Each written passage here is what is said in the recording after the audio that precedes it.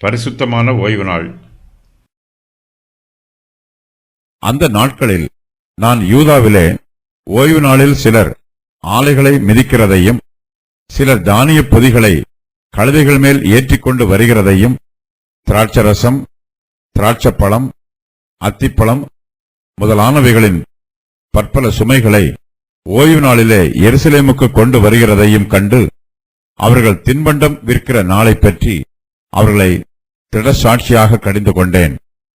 மீனையும் சகலவித சரக்குகளையும் கொண்டு வந்து ஓய்வு நாளிலே யூதா புத்திரருக்கும் எருசலேமில் இருக்கிறவர்களுக்கும் விற்கிற சில தீரியரும் உள்ளே குடியிருந்தார்கள். ஆகையால் நான் யூதாவின் பெரியவர்களை கடிந்து கொண்டு, நீங்கள் ஓய்வு நாளை பரிசுத்த குலைச்சலாக்குகிற இந்த பொல்லாத செய்கை என்ன? உங்கள் பிதாக்கள் இப்படி செய்ததினால் அல்லவா நமது தேவன் நம்மேலும் இந்த நகரத்தின் மேலும் இந்த தீங்கையெல்லாம் வரப்பண்ணினார்.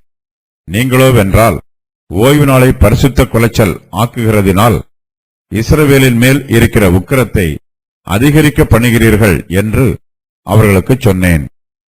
ஆகையால் ஓய்வு நாளுக்கு முன்னே எருசலேமின் பட்டண வாசலில் மாலை மயங்கும்போது கதவுகளை பூட்டவும் ஓய்வு நாள் முடியும் மட்டும் அவைகளை திறவாதிருக்கவும் வேண்டுமென்று கட்டளையிட்டு ஓய்வு நாளிலே ஒரு சுமையும் உள்ளே வராதபடிக்கு வாசலண்டையிலே என் வேலைக்காரரில் சிலரை நிறுத்தினேன்.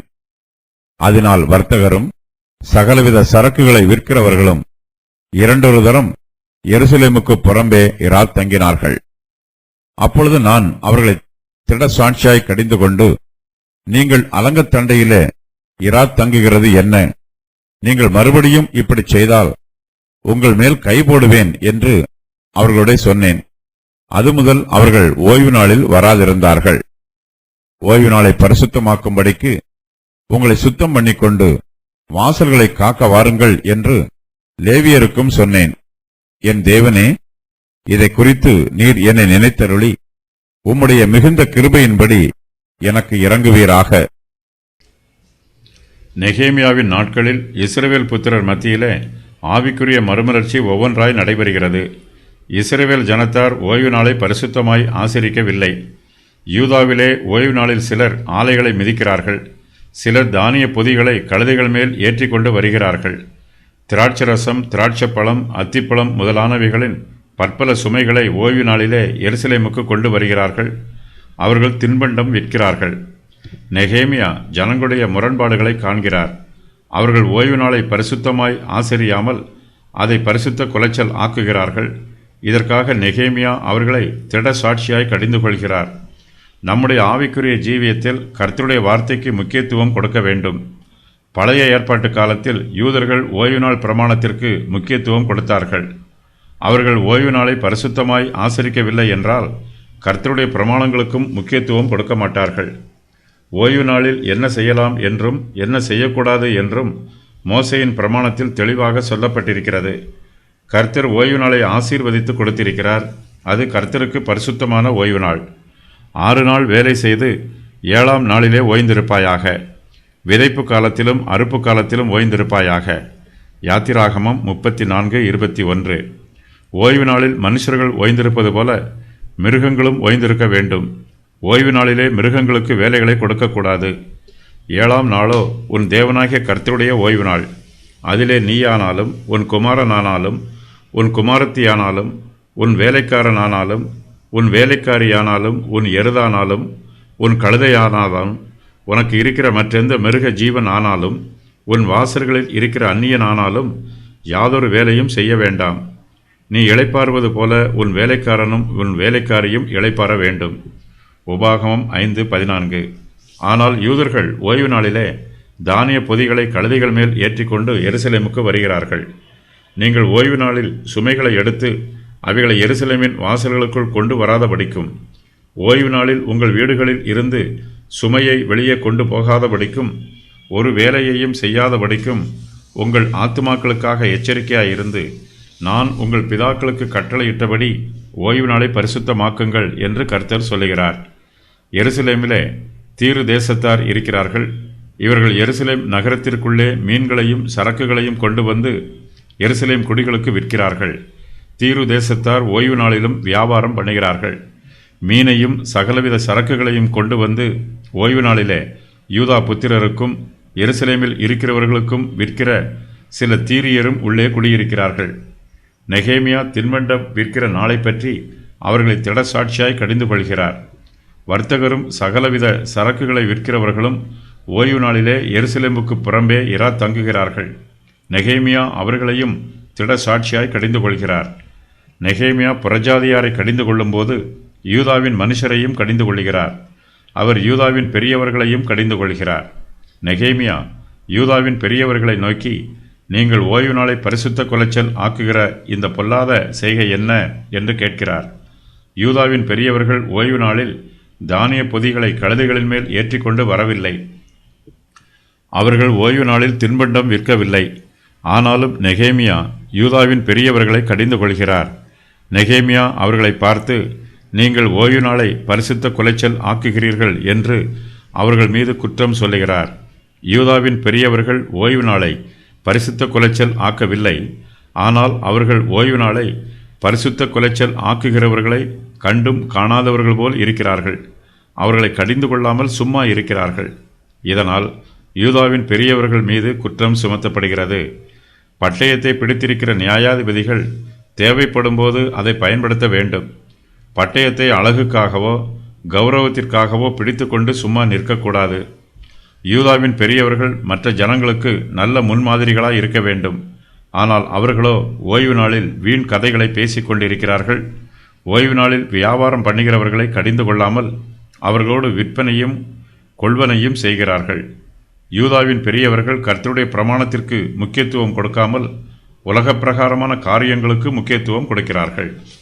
நெகேமியா யூதாவின் பெரியவர்களை நோக்கி, உங்கள் பிதாக்கள் இப்படி செய்ததினால் அல்லவா நமது தேவன் நம்மேலும் இந்த நகரத்தின் மேலும் இந்த தீங்கையெல்லாம் வரப்பண்ணினார்.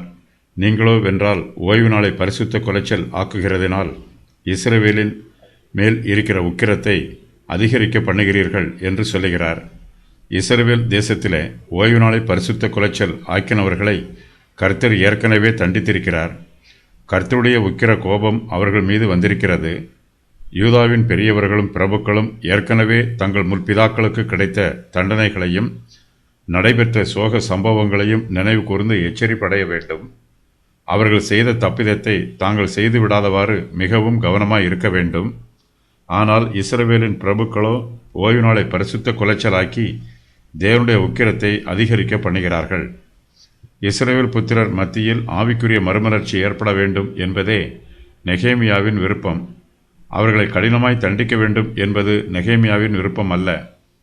தண்டித்தால் அவர்கள் தங்கள் பாவங்களுக்கு மனம் திரும்புவார்கள் என்னும் நிலைமை வரும்போது நெகேமியா அவர்களை நிச்சயமாய் தண்டிப்பார். அவர் தேவையில்லாமல் ஜனங்களை தண்டிக்க மாட்டார். யூதாவில் தலைவர்களும் பிரபுக்களும் அதிக ஞானம் உள்ளவர்களாய் இருக்க வேண்டும். தங்களுக்கு ஜனங்களை ஆளுகை செய்ய தெரிந்திருக்க வேண்டும். நமக்கு கடிவாளத்தை சரியாக பயன்படுத்த தெரிந்திருந்தால் சவுக்கை அதிகமாய் பயன்படுத்த வேண்டிய அவசியம் ஏற்படாது. கடிவாளத்தை பயன்படுத்த தெரியாதவர்கள் சவுக்கை அதிகமாய் பயன்படுத்துவார்கள். நெகேமியாவோ ஞானமுள்ளவர், கடிவாளத்தை பயன்படுத்த தெரிந்தவர். எருசலேமின் அரங்கத்தில் உள்ள வாசல்களுக்கு கதவுகள் போடப்பட்டிருக்கிறது. கதவுகளை பூட்டிவிட்டால் யாரும் எருசலேமுக்குள் பிரவேசிக்க முடியாது. அதிலும் விசேஷமாய் ஓய்வு நாளிலே அரங்கத்தின் கதவுகளை பூட்டிவிட்டால் வியாபாரிகளோ அவர்கள் கொண்டு வரும் சுமைகளோ எருசலேம் நகரத்திற்கு உள்ளே பிரவேசிக்க முடியாது. இதற்காக நெகேமியா ஓய்வு நாளுக்கு முன்னே எருசலேமின் பட்டண வாசலில் மாலை மயங்கும் போது கதவுகளை பூட்டவும் ஓய்வு நாள் முடியும் மட்டும் அவைகளை திறவாதிருக்கவும் வேண்டும் என்று கட்டளையிடுகிறார். ஓய்வு நாளிலே ஒரு சுமையும் உள்ளே வராதபடிக்கு வாசலண்டையில் நெகேமியா தன் வேலைக்காரரில் சிலரை நிறுத்துகிறார். அதனால் வர்த்தகரும் சகலவித சரக்குகளை விற்கிறவர்களும் இரண்டொரு தரம் எருசலேமுக்கு புறம்பே இரா தங்குகிறார்கள். மற்ற தேசங்களில் இருந்து வர்த்தகர்கள் எருசலேம் பட்டணத்திற்குள் இரவு பகல் எப்பொழுதும் வந்து போகிறார்கள். ஓய்வு நாட்களிலும் மற்ற எல்லா நாட்களிலும் எருசலேம் பட்டணத்திற்கு வந்து வியாபாரம் பண்ணுகிறார்கள். நெகேமியா எருசலேமிற்கு 2ஆம் முறையாக திரும்பி வந்த பின்பு ஓய்வு நாளில் நடைபெற்ற வியாபாரத்தையெல்லாம் நிறுத்தி போடுகிறார்.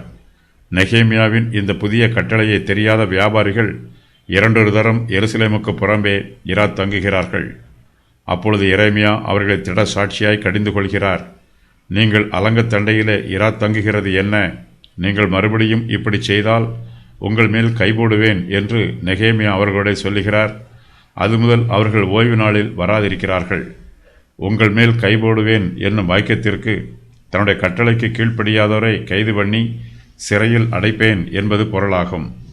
ஓய்வு நாளை பரிசுத்தமாக ஆசரிப்பதில் லேவியருக்கு முக்கியமான பங்கு இருக்கிறது. நெகேமியா லேவியரை நோக்கி, உங்களை சுத்தம் பண்ணி கொண்டு வாசல்களை காக்க வாருங்கள் என்று சொல்லுகிறார். லேவியர்கள் ஓய்வு நாளிலே தங்களை சுத்தம் பண்ணி கொண்டு மற்ற ஜனங்களுக்கு முன்மாதிரியாக இருக்க வேண்டும். வாசல் காவலாளர்கள் தங்களுடைய வேலைகளை சரியாக செய்யவில்லை. ஆகையினால் இந்த வேலையை செய்வதற்கு நெகேமியா ஒரு சில லேவியரையும் பரிசுத்தப்படுத்துகிறார். லேவியர்கள் தங்களை சுத்தம் பண்ணி கொள்ளும்போது நியாயாதிபதிகளும் அதிகாரிகளும் பிரபுக்களும் தலைவர்களும் தங்களை சுத்தம் பண்ணி கொள்வார்கள். அவர்கள் எல்லோரும் இஸ்ரவேல் ஜனத்திற்கு முன்மாதிரியாக ஓய்வு நாளை பரிசுத்தமாய் ஆசரிப்பார்கள். நம்முடைய கர்த்தராகிய இயேசு கிறிஸ்துவின் காலத்தில் யூதர்கள் ஓய்வு நாள் பிரமாணத்திற்கு தேவைக்கு அதிகமான முக்கியத்துவத்தை கொடுத்தார்கள். அவர்கள் சடங்காச்சாரமான பரிசுத்தத்தில் கவனம் செலுத்தினார்களே அல்லாமல் தங்களுடைய ஆத்துமாக்களின் பரிசுத்தத்திலே அவர்கள் கவனம் செலுத்தவில்லை. நெகேமியா யூதாவின் தலைவரிடத்தில் ஓய்வு நாளை பற்றி சொன்ன பின்பு அவர் கர்த்தரிடத்தில் ஜெபம் பண்ணுகிறார். என் தேவனே, இதை குறித்து நீர் என்னை நினைத்தருளி உம்முடைய மிகுந்த கிருபையின்படி எனக்கு இறங்குவீராக என்று நெகேமியா ஜெபம் பண்ணுகிறார்.